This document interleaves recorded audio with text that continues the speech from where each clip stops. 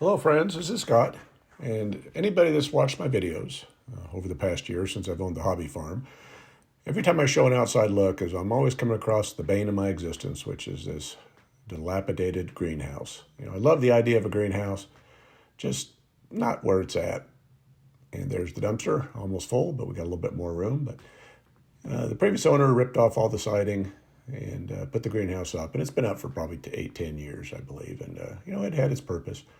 But over the winter, it ripped, all the plastic ripped, and it's not what I want.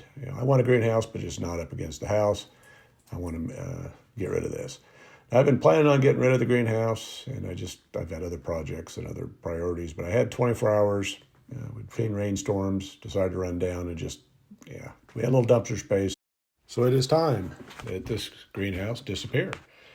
And I wasn't sure exactly how to tackle this. I started at the bottom, and then I just decided to work my way up from each side, and then I'm just working my way, just trying not to break windows. So these came off fairly easily, but there's a lot of different screws and nails, and it was just a lot of board twisting, and it was fun. It was a nice little project. Came together pretty good. But what's really neat about it is I got a little bit of raw materials. I threw a lot of stuff away. There's some good lumber still here, and there's some long pieces. So I started to envision kind of what am I going to use all this material for? And I need animal shelters. I need, maybe a shed for hay storage. So we'll see.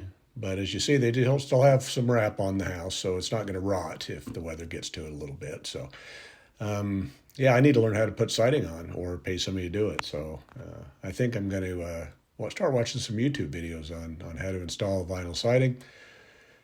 But I also just wanted to get this area cleaned up. I've been mowing around it, and the weeds have been growing up through the plastic that was ripped. And so the last step, after I got rid of all the rocks and the bricks and the wood and the nails and everything else, mowed her down really good.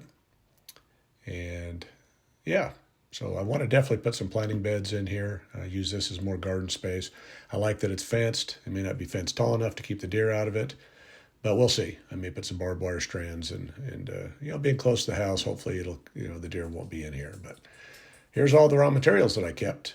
As you see, there's some rain falling as I'm filming this. So that's the lumber I have to build some more projects. So stay tuned. We'll find a home for all this lumber. Thanks for watching. If you like what you see, please hit that subscribe button. Thank you.